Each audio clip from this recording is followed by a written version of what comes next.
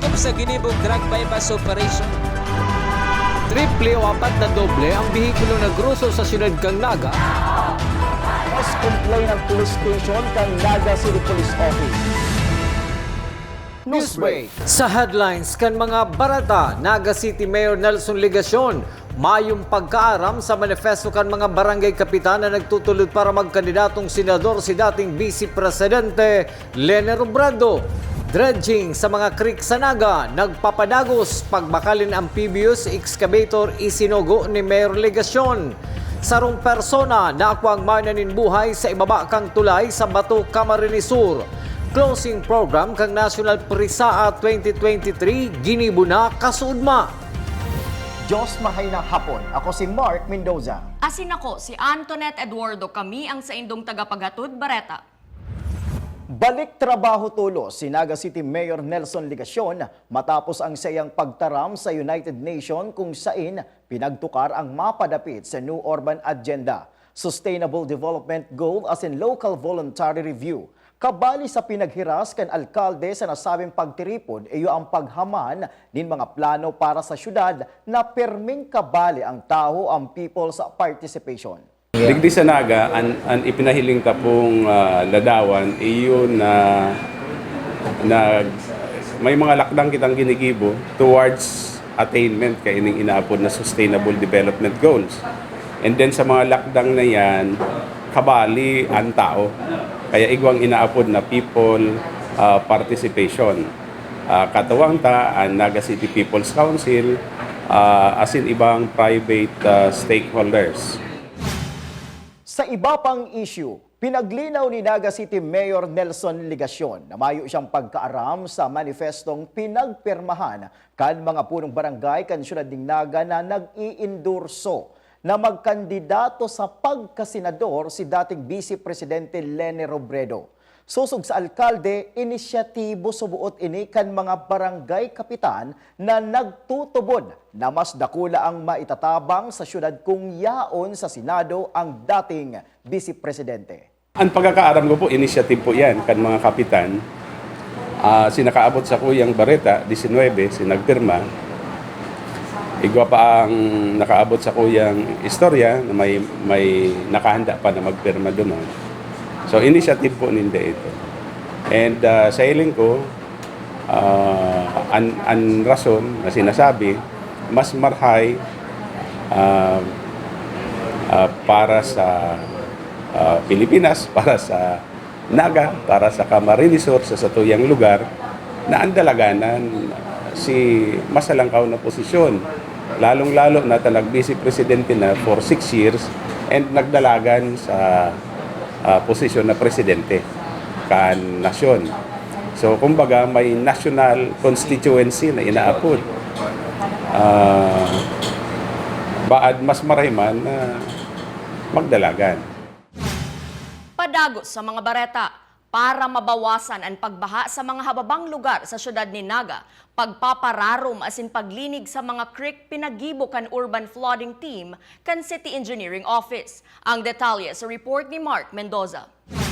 Makalis ang tulong taon, liwat na nagkaigwanan dredging o pagpapararom kan Greek na sakop kan Barangay Concepcion Pequeña, Syudad ng Naga. Mailing sa mga retrato hali sa lokal na gobyerno kan Syudad ng Naga sa paagi kan Urban Flooding Team ang pagbabago matapos gibuhon ang paglinig digdig gamit ang amphibious excavator kan DPWH. Ang dredging parte kan pag-andam kan Syudad ng Naga sa mga makukusog na pag-uuran na pwedeng magdara ng pagbabaha. Kabali sa kasuguan ni Mayor Nelson Ligacion ay ang paghanap ng budget para makabakal ng sadit na excavator na magagamit sa mga hayapit na Greek na daikayang laugon kan dakulang excavator. Pero igwa kitang suway na initiative, itong ang ginagamit na po kaya si amphibious excavator kan DPWH, dakulaon po talaga ito. As in, iyo man ang kaipuhan duman sa nabanggitan na creeks. Pero sa mga saradit, kaipuhan tanin sadit man na amphibious excavator. Grabe na si Kuyang Kayan, si Siltation, tapos si Ati, minsan dahil nakayakan tao. Kaya kaipuhan yung equipment. may instruction kita na maghanap ng budget para magbakal ng sadit na amphibious excavator. Si makakalaog sa mga medyo sadit man na mga creek waterways. Sa tahaw kan mga aksyon na ini kan lokal na gobyerno kan syudad ning Naga sa epekto kan pagbabaha. Aminado si Mayor Nelson Ligacion na dain ninda gabus aram ang sitwasyon sa mga barangay kung kaya halat ninda ang report kan mga opisyales kan barangay asin mga residentes para tulos na matauwanin aksyon. So sa ibang lugar, aragman po kayan ang ginigibutan, si declogging. Pero kaipuhan ta po si report kan mga barangay officials. Kaipuhan ta po si report kan mga tao. Taday man gabos na problema na ihiling po kan City Hall. Nakakaabot sa satuyang sitwasyon, informasyon, na kaipuhan aksyon, pina-aksyon ng tatulos, basta't nakakaabot. Mark Mendoza para sa GNN TV 48 Naga Newsbreak. Sa iba pang barata, gigibuhon sa maabot na petsa 28 kan presenteng bulan ang pagharampangan kan mga trimobile drivers and operators, Public Safety Office, Naga City Police Office as in Land Transportation Office na inapud Urulay Toda. Susog ki Public Safety Office Head Rene Gumba. Hinagad ini kan LTO para liwat maipagirumdum sa mga operator as in driver kan trimobile sa syudad ni Naga ang pinapautob na regulasyon kan LTO. So mga trimobile na kaipuhan maibalik so consciousness manunungod sa mga requirements lalo na kang LTO. So along that line nakiulay si Ma'am Grace na kung pwedeng mapatipunta sa mga operators and drivers igdi sa lawag kang syudad for a reorientation with the Land Transportation Office. So yan po gigibuhon taman bago mag-abot ang kapiyastahan and then sinda mismo kang LTO ang magkakaigwang dialogue. Of course, hopefully in attendance ang other stakeholders. Padagos pa sa mga bareta sa pagtatapos kang National Prisaa 2023. Bit-bit kan mga atletang nagpartisipar ang kaugmahan asin trayumpo sa saindang pag-uli. Ang kumpletong detalye sa report ni Junior Correspondent Christine Reyes. Kaugmahan, trayumpo asin pagkasararo ang namamatian ngunyan kang mga atleta na nagpartisipar sa National Prisaa 2023, partikular na sa mga atleta kong Naga College Foundation. Saro sinaalay sa David, kang Bicol Chess Team asin Jiro U. Castillo kang prisayawan sa mga nagkapira sa mga nag-uli ng karangalan sa satuyang institusyon. Para sa inda, dakulang oportunidad ang makaiba asin nirepresenta ang Bicol Region ngunyan na Prisaa. It is a very surreal experience. Mas lalo ng first time ko in my 6 years dito sa NCF. With me going to college na very proud ako na na-experience ko pa to for the last time and may madadala pa ako na pangalan and award para mabigay sa NCF and sa buong Bicol. Big honor din po sa amin as a team captain din po ng team. Kailangan po namin magbigay ng on-run din. Ibalik namin yung mga nagastos din po ng school sa amin, lalo na po kay Sir Mario kasi very supportive naman po yung president namin. Tapos sobrang saya po kasi lahat po kami ng team na nagtulong-tulong po para makakakuha din po ng medal po, silver and bronze po. Para man kay Coach Harold Landicho, naging magayon man ang sa idang experience asin dako lang pasasalamat niya man sa NCF community. Yung experience is napaka-grateful namin and sabi ko nga dahil 4 competing teams lang kami, kahit yung bronze medal lang makuha namin, okay, solved na kami doon, but God gave us yung first runner-up and we are really grateful for that achievement and achievement din yun sa mga bata kasi yung last nationals namin is almost a years ago, 2019 pa ata, and participating here sa Prisaa for the first time is a wonderful experience for all of us. Parehong silver medalist sina David asin Castillo na nagpasalamat sa NCF community sa daing sawang pagsuporta sa sainda. To the whole NCF community, maraming salamat po from the Academy of Rookies and bilang sa amin po as Prisayawan, winning first place. Maraming salamat po sa suporta na binigay niyo sa amin. Sa buong NCF community, maraming salamat po sa suporta niyo from provincial to national Prisaa. Babawi po kami next Prisaa para makuha din po yung gold medal. Salamat po. Ini si Christine Reyes para sa GNN TV 48 Naga Newsbreak. Sa iba pang bareta, padagos pang nagahalat ang opisina ni Attorney PG Barosa kan ipapadarang listahan kan DepEd Bicol kan mga atletang hali sa siyudad ning Naga na makakabali sa palarong pangbansa.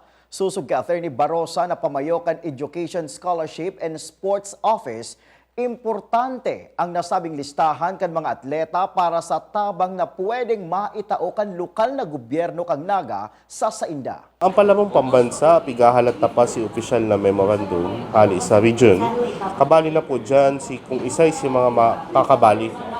Kasi hanggang ngunyan, halos madawang bulan na pakatapos ng palarong Bicol, mayo pa po sa kuya nakakaabot na opisyal na listahan.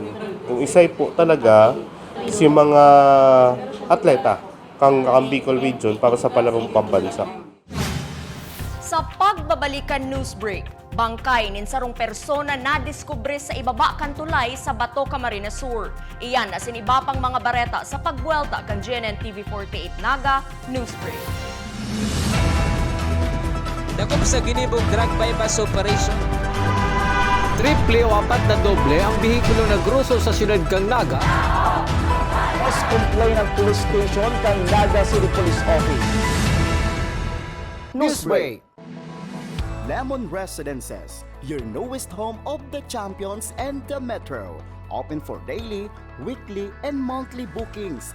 Located at Magsaysay Avenue, Naga City, and enjoy a sip of coffee and Septus meals at Tiger's Cafe, located at second level of Lemon Residences.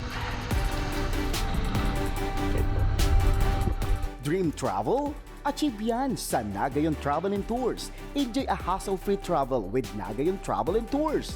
Visit their office at NCF Annex Building, Magsaysay Avenue, Naga City, or call us 0966-486-0043. At NCF Annex Building, there is the Tiger's Loft, a business center that first to offer a co-working space in Naga. Grow your business at the Tiger's Loft. Swim like a champion at NCF Training Pool. Avail their swimming lessons until the end of July at a very affordable rates. Contact Coach Joseph Tena at 0949-447-2792. Drive with confidence with NCF Driving School. Avail their theoretical driving course and practical driving course. For beginners, NCF Driving School is LTO accredited. Flight attendants, prepare for takeoff, please.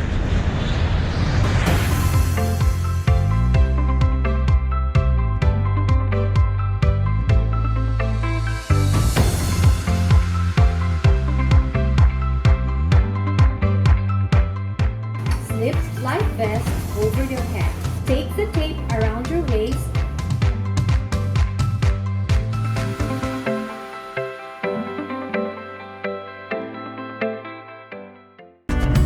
Sa oras ng sakuna, isa sa mga kailangan natin sa ating tahanan ay isang gubag. Ang isang gubag ay naglalaman ng tubig,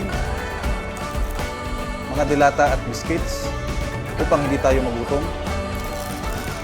energy bars o energy drink, first aid kit, communication devices tulad ng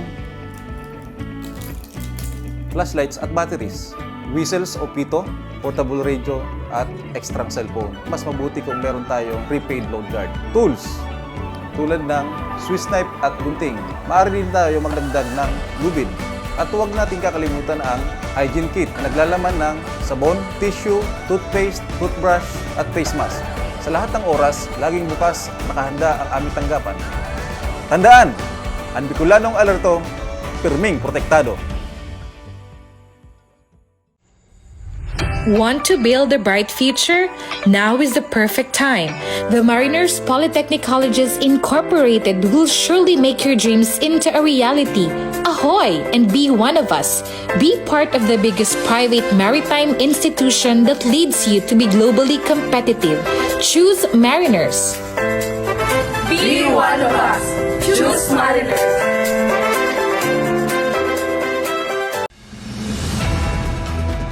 Dakop sa ginibog drug bypass operation.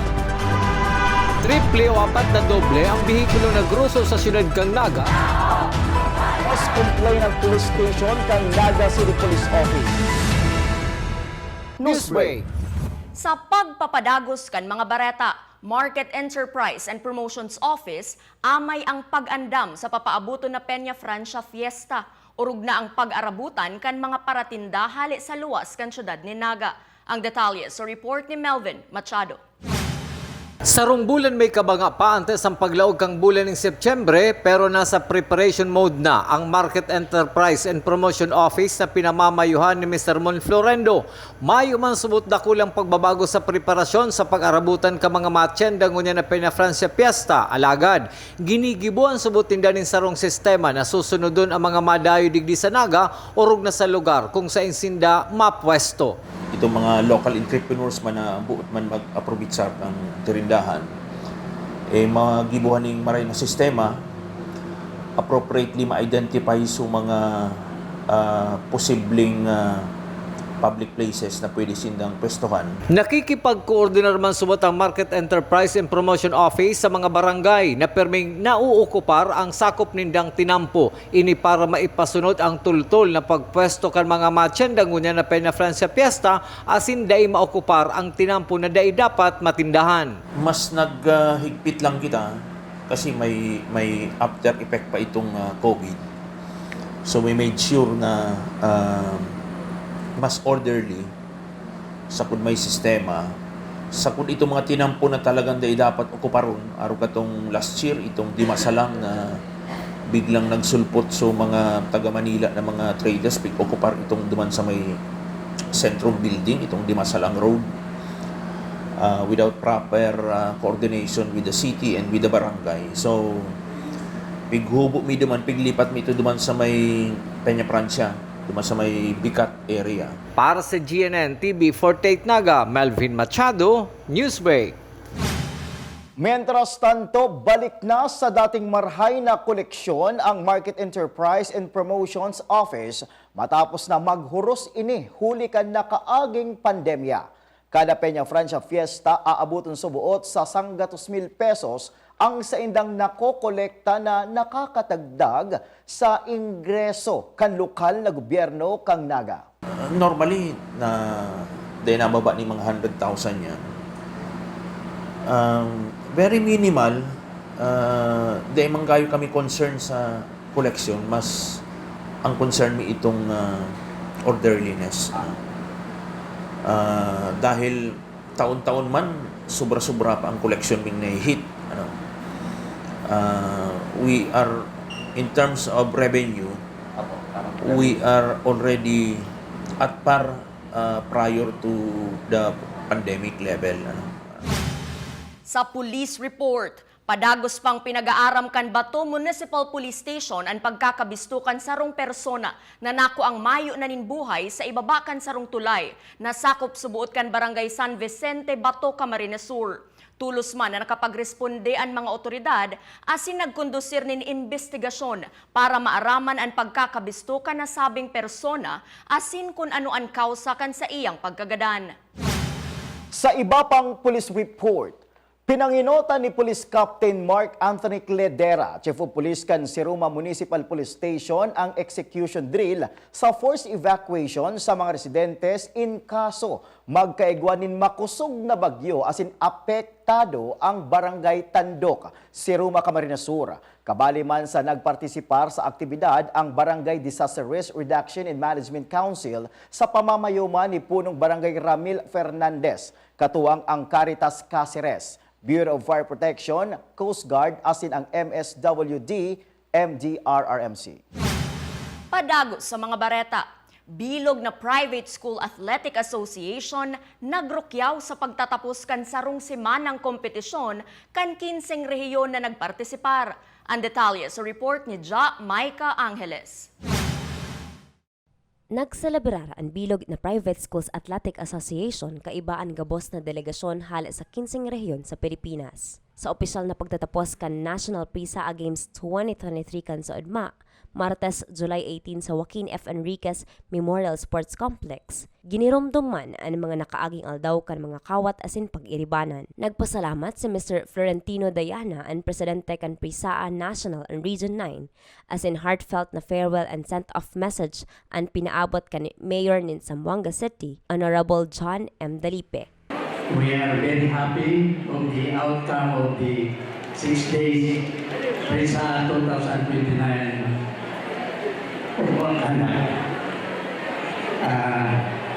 palagay ko mag-uwi kami ng happy heart.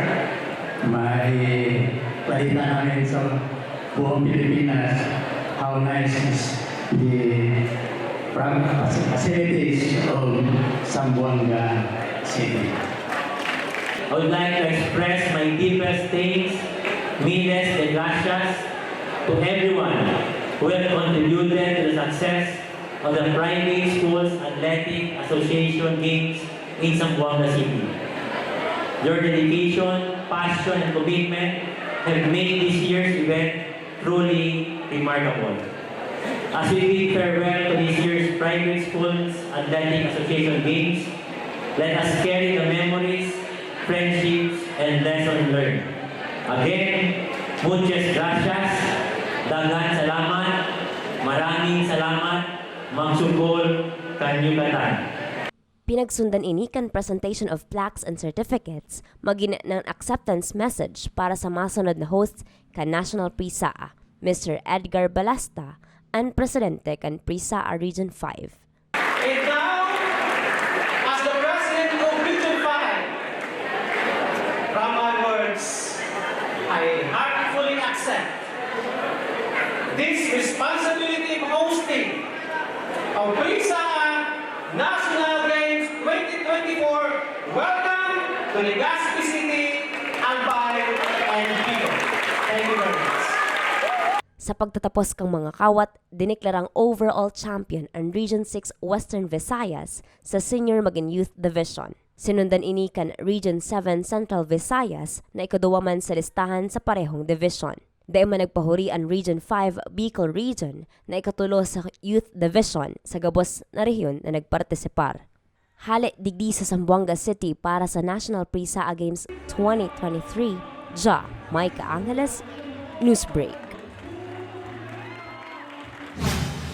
Sa iba pang bareta, orientation seminar ginibok ang Guidance and Testing Office para sa mga malaog na grade school pupils sa Naga College Foundation. Ang detalye sa report ni Junior Correspondent Kayla Casulia. Sa maabot na kalasihan sa Agosto, handa na ang Naga College Foundation Basic Education Department sa mga grade school pupils na malaog sa institusyon. Nagkaigwa man in orientation seminar na may tema Kita and Science. Keen, innovative, talented, and adaptive in science. Yan ang tema kan orientation seminar na pinartisiparan kan mga grade school Tigers Cubs na malog sa institusyon ngunya na taon.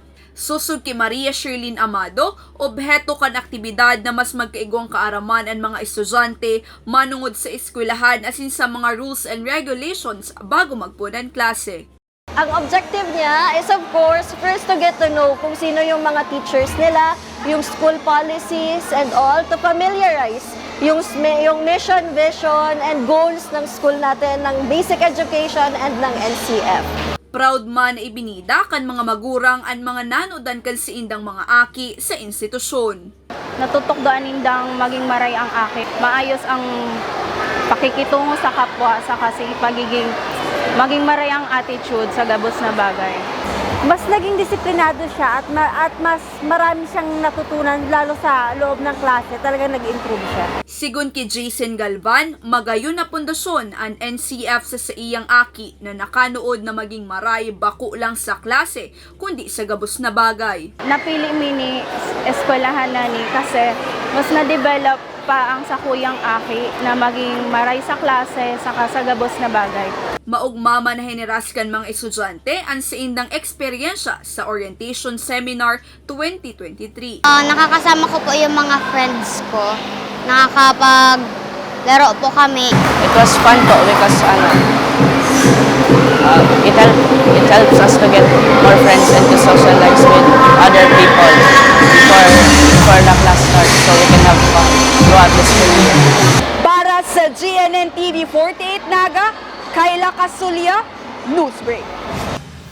Asin yan ang mga bidang baretang nakalap kan mas pinakusog na puwersa kan GNN TV 48 Naga News and Bicol Affairs. Dahil malingaw na i-follow ang Samoyang official Facebook fan page GNN TV 48 Naga. Ako po si Mark Mendoza. Padagos kaming mahatod din mga baretang garantisadong nangingenot as napapanahon. I-hit ang subscribe button sa Samoyang official YouTube channel GNN TV 48 Naga, tanganing updated kita sa mga bareta asin istoryang bida.